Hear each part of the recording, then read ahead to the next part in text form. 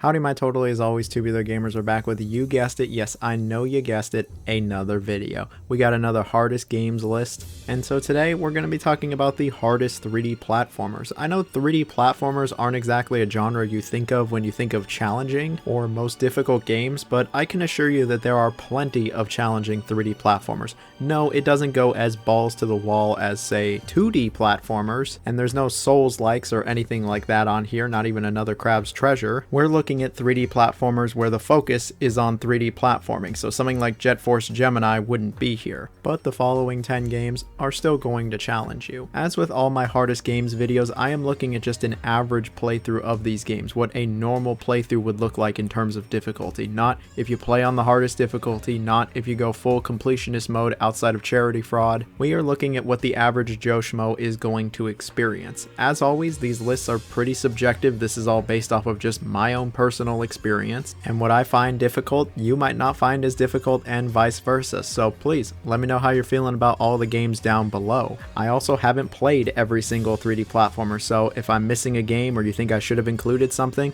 I'd love to know about it. And with that, please like, share, comment, subscribe. Got the Patreon and the super thanks. Any support is truly greatly appreciated. Seriously, thank you so very much. And with that, let's get to the hardest games with number 10. So in the number 10 spot, we have a game that you probably don't think of too often when you think of the most difficult 3D platformers with Banjo-Tooie. Now, I'm not going to come out here and say that this game is stupidly difficult or even one of the most difficult N64 games, but it's got more of a bite than you might realize. And I think it's considerably harder than Banjo-Kazooie in a few key areas.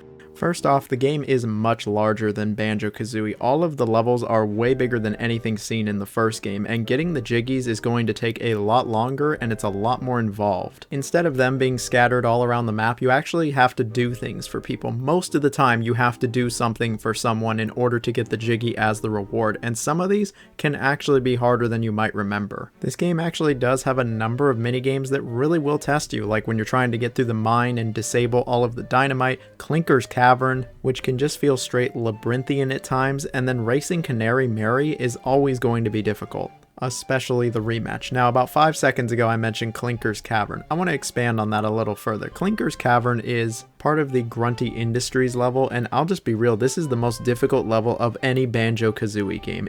It doesn't matter how many times I've come back to Banjo-Tooie and how much I've memorized, I always get lost and confused in Grunty Industries. This place is just beyond confusing, it's convoluted, it's unintuitive, and the whole stage can just feel labyrinthian at times, not just Clinker's Cavern. Clinker's Cavern is just the worst of it all. I remember the first time I tried to get the jiggy from Clinker's Cavern, I had to go to GameFAQs, I had to get a map out because this shit was so confusing, and all these years later, that shit is still hella confusing. Usually I just skip those jiggies. Usually I try to skip as many jiggies as I possibly can from Grunty Industries. And that is the one thing that keeps Banjo-Tooie from getting any higher on this list, is that you don't need to get every single jiggy. You don't even need to get like 90% of them to beat the game. You can actually skip quite a lot of them, meaning you can skip all of the super difficult ones or really annoying ones, like trying to get all of the dinosaur family back together, or some of the backtracking ones where you gotta go back to several different levels. You can kind of just skip those and focus on the easier ones, like the boss fights.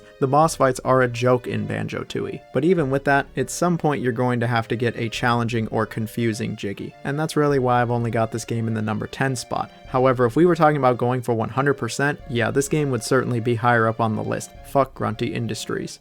So in the number 9 spot, we have a game that you probably wouldn't have expected either, and that is the original Psychonauts. Now, for the most part, Psychonauts is not really a challenging game. I'd say like 80% of the game is not challenging whatsoever. The platforming never gets all that difficult, and I wouldn't say any of the puzzles are all that convoluted. But when discussing this game in difficulty, there really are two difficulty spikes that show up. The first difficulty spike that has always thrown me off no matter how many times I've played through this game is the Milkman Conspiracy. Now, this level doesn't have difficult platforming or challenging encounters or anything like that. It's actually all about puzzle solving. And I'll be real, it feels more like an adventure game than an actual platformer, and solving these puzzles, it's always been just a little confusing. It's not super clear what you need to do, it's not super clear how you're supposed to proceed, and there's a bit of trial and error to it. Swapping items for other items so then you can progress further in this level, it's always just been a bit confusing for me, and it's always taken me way more time than it should to get through this level. The first time I played through this level, I just had to get a walkthrough out. I could not figure out what the hell I was supposed to do. but at the very least on subsequent playthroughs I have actually been able to beat this level without a walkthrough. It easily has the hardest puzzles of the entire game, and it's also probably the strangest level in the entire game. I guess it makes sense that the puzzles in the Milkman's head would be the most convoluted and all over the place, given that he's convoluted and all over the place, but I always thought that these puzzles were way harder than anything else the game ever presented. The other difficulty spike this game has is at the very end of the game with the meat circus. Now, up until this point, I would never say that the platforming is actually difficult in Psychonauts, but the meat circus actually is difficult. There's a lot of precise platforming, there's really no checkpoints, and the game just throws a lot at you. It can feel like a gauntlet of platforming, and you gotta do it all in pretty much one run. I remember the first time I played through this game, the meat circus kinda threw me off guard. I didn't expect the platforming to get as challenging as it does. Nowadays I'm more prepared for it and ready for the gauntlet, but I think this is a rather large difficulty spike thrown in at the very end of the game. But also, it is the very end of the game. You would expect it to be the most challenging here, and it absolutely is. All in all, I wouldn't say Psychonauts is all that challenging of a platformer, but these two difficulty spikes do get it a spot on the list. So the next game we have here is an unfortunate one. We have Bubsy 3D. Now Bubsy 3D is easily the worst 3D platformer I've ever played, but it's also one of the most difficult 3D platformers I've ever played due to the game's poor quality. Yes, it is one of those games that is so bad, it is so fundamentally broken at a foundational level that it actually becomes difficult to beat the game. And I don't mean like it's just such a poor experience that you're not going to want to continue. I mean, if you actually want to beat this game, you're going to struggle with it. It has challenging moments due to the game's issues and limitations. The controls are terrible. Bubsy controls terribly, the platforming feels awful, and it just never feels like you have a good grasp on where he's even going to land. It's also not crazy obvious where he's going to land. The shadow doesn't really help all that much, and you got to do a lot of precise platforming in this game. You have to do way too much precise platforming, given how bad the controls are, and you'll frequently find yourself repeating sections over and over and over because you missed the jump due to either the poor controls, terrible camera, or a combination of the two.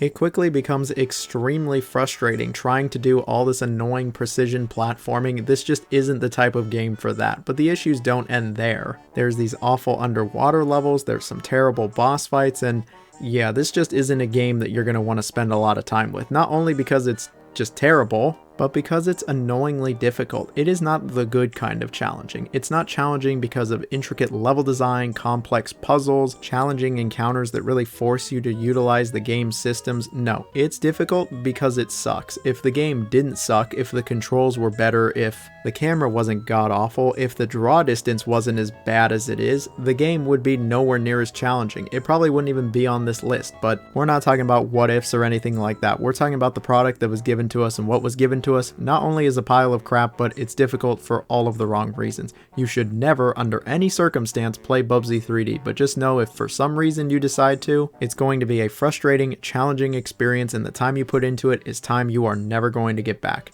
Stay away from this one. So here's one that I've never talked about on the channel before, and that is Croc Legend of the Gobos. Now if you don't remember Croc, it was a 3D platformer that came out in the late 90s, and it's actually rather underrated, and it's even getting an HD re-release sooner than later. But one thing that I think a lot of people forgot about was the game's difficulty. Croc can actually get pretty difficult, and sometimes it's not for the best of reasons. Croc has always had a very interesting control scheme. It just doesn't control or handle all that well. The unfortunate comparison I'm about to make is that it kind of feels like Bubsy 3D, where it controls more like a tank, where you're always just pushing forward and you'll turn Croc like a tank. If you've ever played Sonic R, it's kind of like that as well. Thankfully, it feels a hell of a lot better than Bubsy 3D. You can actually get somewhat of a grasp on these controls, and the camera isn't anywhere near as bad, but you will have to do a lot of precise platforming in this game, and it can get rather difficult thanks to the controls. This is one of those games where it doesn't start out all that difficult, you know, you're just a cute little crocodile jumping on some enemies, but as you play through the game it becomes more and more challenging, the platforming becomes a lot stricter, a lot tighter, and you need to be a lot more precise. And then by the end of the game it can actually become rather frustrating thanks to the challenging platforming and less than stellar controls. But if you're able to get a good grasp on the controls, take your time, and understand Croc's movements and physics, I think you're going to be able to get through this one, but this isn't exactly a walk in the park. You won't have a breezy time with this one. Croc is going to test you. I'm really excited and curious to see the remaster to see if they touch up the controls and make it feel a bit more modern and how that'll affect the difficulty of the game. Or they'll keep it totally intact and the game is going to challenge a lot of people. Either way, I'm glad Croc is coming back, and just know that the platforming, it's going to get a bit tricky. And so here we have a game you totally expected to be on here. Donkey Kong 64. Again, I am not ranking these games based off of 100% completion, otherwise this game would be like the top game. But even a normal playthrough of this game is still going to be rather challenging. Like most Rareware games when it comes to the difficulty, it's a little all over the place. At times, this game is really easy, it doesn't challenge me at all, and then other times I want to pull my hair out, it's so frustrating and difficult. The difficulty really just is all over the place. A few of the levels aren't challenging at all. The boss fights are really easy, they're a joke. Like, none of them put up any kind of challenge, and then the mini games show up. The mini games can just fuck right off. I hated these mini games when I was younger. I would rip my hair out. I was screaming at them. And even as an adult, I still struggle with a lot of these mini games. Some of these mini games feel like just pure luck and bullshit. And I'm just like, what the fuck? Did they even do any testing on some of these areas? Did they do any user research at all? Probably not. User research probably wasn't around for games back then, but some mini games are just brutally difficult. Like where you have to kill the flies with the fly swatter. Like, this just feels random. It's total bullshit. And then you have to do these mini games several times. They repeat like every mini game multiple times and find new ways to make it more difficult, more annoying, and just more bullshit. Like, I remember replaying a ton of these mini games over and over and over and just having no luck. And while I think a majority of this game's difficulty is thanks to the mini games, it's not all of the difficulty. Collecting enough of the collectibles just to beat the game is also decently challenging since you need so much shit. And some of the later areas get pretty big and you'll be combing really every single part of it with every Kong. And then you also need the tokens, you need to find the fairies, and getting these tokens, playing those arcade games, man, fuck that. As a kid, I hated playing the arcade games. As an adult, I mean, I can appreciate that they're there, but I still hate them, man. Fuck Jetpack. Jetpack Refueled, though, that game's kinda good. But Donkey Kong 64 is clearly not a game for everybody. If you don't like collectathons, you're gonna absolutely hate this game, and even if you do, you might still not like it very much. The mini games can just fuck off. I hope I never see them again, but one day I plan on ranking every single Donkey Kong game ever made, so I'm gonna have to see it one more time. I think it's fair to say this game made me go ape shit. Shut up, bitch! So for this entry, I've got not one, not two, not even three games. I just have all of the Tomb Raider games on the PS1. I know this seems like a little bit of a cheat, and the Tomb Raider games aren't totally even when it comes to difficulty, but I really am just putting all of them here. They're all difficult really for the same reasons. If I had to pick just one, it'd probably be Tomb Raider 2 or 3. Those ones, yeah, they're pretty tough. The Tomb Raider series is actually quite difficult. Like, as someone who never played them growing up, I was a bit surprised when I came back and played these games and went, wow, this is way harder than I expected. I mean, I expected some difficulty. I expected it to have aged a bit. You know, it's going to take me a bit of time to really get used to it, but some of these games really were testing my patience. These are all very slow, methodical 3D platformers with some really serious puzzle solving, key hunting, and combat does show up pretty frequently the further you get throughout this series, and all of it is challenging, especially when it comes to the platforming. It really is that pixel perfect platforming. You need to be in the right spot to make every jump. The game is very grid based, and so if you're not jumping from the right spot, you're just not going to make it straight up. And so yeah, I'm going to bring it up again. There's a lot of trial and error here. You have to be in the right spot or you're just not even going to come close to making the jump. And sometimes it can be rather tricky to know where that exact spot is. The combat in this game isn't crazy difficult. It has certainly aged, but I wouldn't say it's anything impossible. It's not the hardest combat on this list, that's for sure. Something else that makes the Tomb Raider games, though, incredibly difficult is the puzzle solving and key hunting. Sometimes it is very obtuse when it comes to where you're supposed to go or what exactly you're even looking for. You'll just be doing like straight up pixel hunting unless you have a walkthrough. You're going to be searching every nook and cranny, and this is really for all of them, especially in the second and third game where I'm just like, where on earth are you supposed to go? Where are the items you're looking for? Where do they even go? And you can just feel so lost. And I know that plenty of people love how lost you get in these games, but I eventually got pretty annoyed with it and just got the walkthrough out. I was like, this is getting ridiculous. Like, I know people clown on the yellow paint, especially in Capcom games, but I could really use some fucking yellow paint. I'll be the first to admit it. I'm not afraid to admit it. Call me just a stupid zoomer who doesn't understand older games, but I was so ridiculously lost in these older Tomb Raider games. And it's so easy to miss where you're supposed to go or what exactly you're looking for. Like when the key's just basically hidden out of plain sight and you just gotta literally explore every nook and cranny, every corner as far as you possibly can, every square inch of these maps, and it got a bit ridiculous. It definitely got tedious and tiresome, and the further I got in the series, the more and more annoyed I got with it. And then if you're playing the PS1 versions of these games, the saving can be quite ridiculous, especially with the stupid crystals. That's why the third one is so difficult. Don't bother playing the PS1 versions of Tomb Raider 1 through 3. Just go play the modern re-releases where it's much better with the saving, the graphics, the controls. It's all a lot nicer. But if you've never played these games before, your ass is still going to get lost and you're still not going to know where exactly you're supposed to go. All of these games are absolute classics and they all have killer atmospheres. Like, you really do feel like you're going on an adventure, like you're a real explorer when you go to some of these areas. They're just, again, so dense and you get so lost that it just feels like a true expedition that not many other games are able to capture. Like, there were other Tomb Raider clones like those Indiana Jones games, but none of them were able to capture the vibe, the atmosphere, the world of those Tomb Raider games on PS1. And the difficulty. These games, yeah, they're quite difficult. So here we have a personal favorite of mine, Conker's Bad Fur Day. Now, I've played through this game several times. I love it to death, but I'll be the first to admit that this game actually does get rather difficult. There are some huge difficulty spikes that show up in this game. There are levels and sections of this game that are not difficult whatsoever. They might even be easy, and then the difficulty just shoots on up into the sky, into the stratosphere, and it'll stay up there for a while, and then it'll drop back down to that easy level, and then it'll shoot right back up again. There are a few parts to this game that become hair-pullingly frustrating and difficult. Like, some areas are way harder than they should be.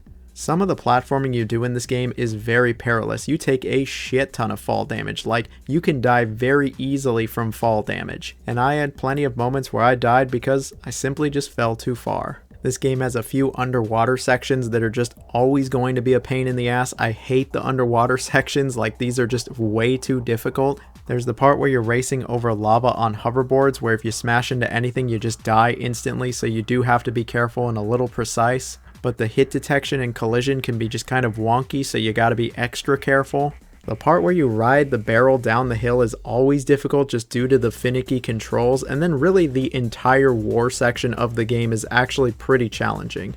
And all of these can be challenging for a number of different reasons. Sometimes the game just can feel ultra punishing. Other times it's the controls, especially if you're playing the N64 version. Sometimes the controls just aren't all that great. Whenever you're given a gun and go into combat, yeah, it's not going to be all that great. It just doesn't really control well, and the combat is way more difficult than it should be. The teddies at the end of the game can just absolutely shred you to pieces. When it comes to the boss fights, it is also all over the place, while some bosses like the Great Mighty Pooh are actually pretty easy. The giant teddy with the little doll has always challenged me. Even the Terminator Hay boss has always given me a run for my money. Speaking of, the section after that where you have to climb up and the water's rising with the electricity, yeah, that's always challenged me as well. Really, anytime Conker goes near water, you know it's not going to be easy, and on subsequent playthroughs I always dread any part with water. There are several parts to this game that I always dread, like when you're pushing the big dynamite guy, or when you're shooting the zombies on the hill. If you're playing the Xbox version, this game is quite a bit easier, the combat is better, and the controls are just a hell of a lot better, but either way, it doesn't really matter which version you're going to be playing, the game is certainly going to test you. And at times, it can just be incredibly punishing, where it feels like Conker is made of glass, and the game doesn't give you like a ton of lives. Getting a game over isn't that big of a deal, but you will have to start the area over if you get a game over. And so I did have to play through a number of these areas over and over the first time I played the game. I remember the second time I played through this game, I was shocked with how fast I beat it. I beat it in probably half the time it took me to beat it the first time, just because I knew what to expect and I knew how the controls were going to feel. But despite all of that, despite all the difficulty spikes, I still love this game to pieces. It's one of my favorite games of all time. Just know that It's not an easy game, not at all. So here's a game that's been a thorn in my side pretty much my entire life, Super Mario Sunshine. Now, I love this game, I'm incredibly nostalgic for it, and it is one of my favorite Mario games, but I'll never forget just how difficult this game is. It is one of the hardest Mario games ever, and I'm not talking about 100%ing, I'm talking about just beating the game at all. It really is one of the toughest Mario games. Outside of the Lost Levels, I really can't think of a Mario game that's harder than Mario Sunshine. And it's not for one reason in particular, it's just that a lot of shine sprites are actually quite challenging. Some of the worst ones can be avoided as they are optional, stuff like the pachinko machine or the river that kills you, but there are plenty of shine sprites that are required to beat the game. But when I think about the hardest parts of this game, oh, that's easy. It's when they take Flood from you. When they take Flood from you and you have to go through these platforming challenges, the game shows its true colors, and you better be prepared to see some game over screens. Now, with Flood, the controls are fantastic in this game, but without it, you realize just how slippery and imprecise Mario is. Flood always does all the course correcting for you, so when you don't have it, yeah, you're gonna slip and slide all over the place, and it just never felt like I had a great handle on Mario during these sections. I mean, all these years later, it still doesn't feel nice. Like, I just played this game like a month ago, and I'm like, yep, all these years later, I still just don't feel like I have a great grasp on Mario without Flood. And while he has a great moveset and the spin jump is great, they took the long jump, his most powerful move. You could really use it in this game. But seriously, the parts where you don't have Flood, these are like the hardest parts of the game that you have to do. And don't even get me started on that challenge where you got to get thrown by the chucksters. I hate this. Hate this so much. This is just such an awful level. The chucksters don't ever throw you perfectly in the direction how you want them, and oftentimes they just throw you right off the cliff. No, I hate this so much. They just piss me the hell off, and I don't want to talk about them. There are other missions though that are pretty difficult in this game, like where you got to take out the giant manta ray, or the village is on fire. Doing the races on the bloopers, or the frickin' sandbird. Man, the sandbird always gave me so much trouble when I was younger. There's a lot of difficult shine sprites here. Man, that voice crack gonna make me lose subscribers, but seriously, the sandbird, that was a really tough one. This game just has some of the most difficult collectibles of any Mario game, and if you want 100% this game, man, this game goes from hard to like stupidly hard. This is one of the hardest games to 100% ever, legit ever, with the blue coins, the stupid watermelon mission, some really awful shine sprites like the pachinko machine. This game just becomes like absurdly difficult, but I'm not including 100% on here, otherwise this game would be much higher on the list. Just to beat the game, it's challenging, but not impossible. I've done it, and you can too. So in the number 2 spot, I have Crash Bandicoot. You might be wondering which Crash Bandicoot, Crash 1, Crash 2, Crash 3, Crash 4, Crash Wrath of Cortex. I just got all of them. Fuck it, I'm putting the whole series on here. I can confidently say Crash Bandicoot is easily the hardest series of 3D platformers. No other series has this many games consistent with the difficulty. Even Crash's easiest games are still a bit challenging. And really, they're all challenging for pretty much the same reasons. Punishing, precise platforming. These games are all about trial and error, where you start a level up, you die, you try again, you die, you try again, you learn a bit more and more every time, until you're finally able to overcome the challenge. These games have tons of beginner's traps as well, where it's like, okay, there was no way you could have known that this was going to happen or that you'd need to jump here unless you've actually done the level before. Especially in the older Crash games. Even though I have the whole series here, I will say if I had to pick just one game, I would pick the original Crash Bandicoot. The original Crash Bandicoot is one of the most difficult games that I've ever completed. Like, this game is actually very hard. And anyone who says otherwise is a damn liar. The original Crash is full of bullshit moments and some stupidly difficult levels, where it's just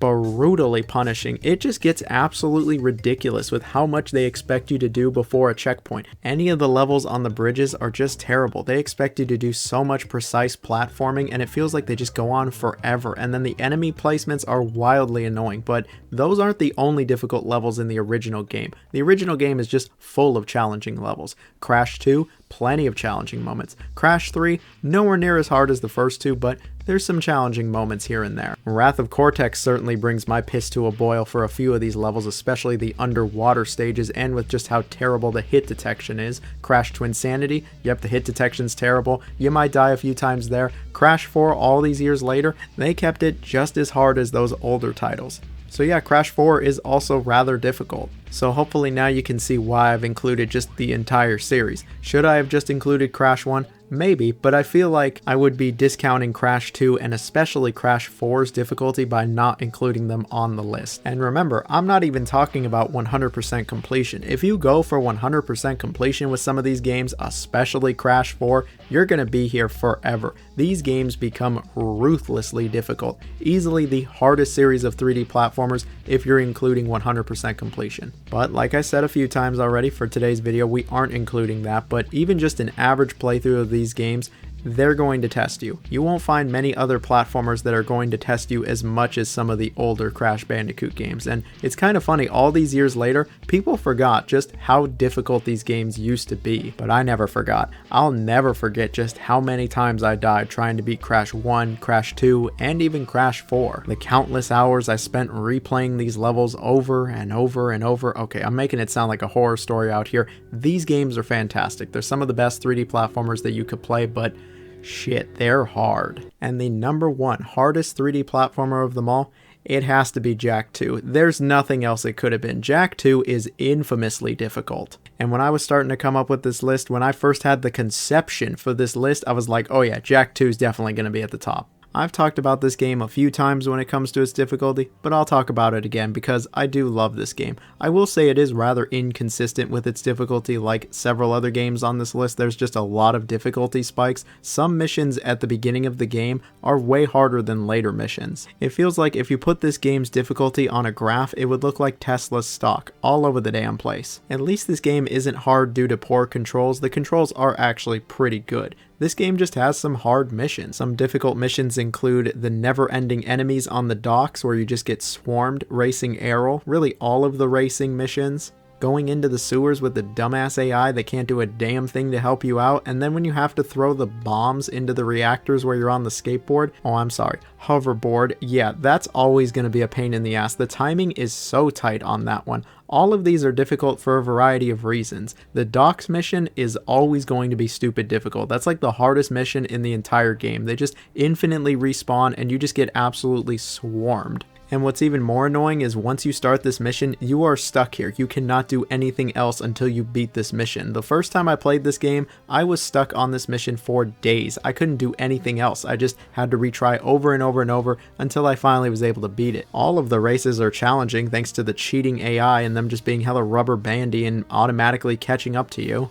The physics in the vehicles can also be just a little weird from time to time, which, only further adds to the difficulty. There are some missions and even boss fights where you just get absolutely swarmed by enemies and gunfire, and it can be hard to dodge everything. And then sometimes you're just not given a lot of time for these missions, and you're just going to be trying over and over and over until you finally are able to conquer it. And so all of this just makes it incredibly evident that this is just a difficult game. These missions are difficult for different reasons, and the game can feel not only incredibly punishing but just relentless at times. It is just difficult mission after difficult mission for a while, until they finally throw you a bone and you have a mission that isn't all that hard. I've come back to this game many times throughout the years, and while it has certainly gotten easier, I will never forget just how hard this game was the first time I played through it. Like, I remember just screaming at this game several times, just being so mad at it, so done with these missions and wanting to move on, but that's not how this game rolled. You gotta beat these missions if you want to progress.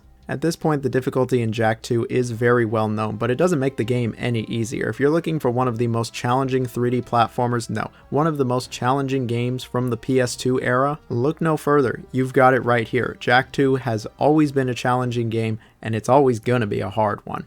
But that's it for today's video. We talked about some hard games. What do you think is the hardest 3D platformer of them all? Let me know down below. I would love to know. And if you're going to comment, you can comment our secret code word, meaning you will get a heart from me. The secret code word is going to be Ratchet, as in Ratchet and Clank, since there's no Ratchet and Clank here at all, because I don't think Ratchet and Clank's a very difficult series whatsoever. But if you're already commenting, if you've already made it to this part of the video, maybe it's worth checking out some of my other videos. I talked about the hardest horror games, the hardest FPS games, the hardest games on the GameCube, hardest PS1 games. We could be here all day, really. I've talked about some hard games. I love hard games. When you're hard, you're hard. You know what I'm talking about. I'm rambling at this point, so hope you all have a nice day. Stay safe, y'all. Bye-bye now.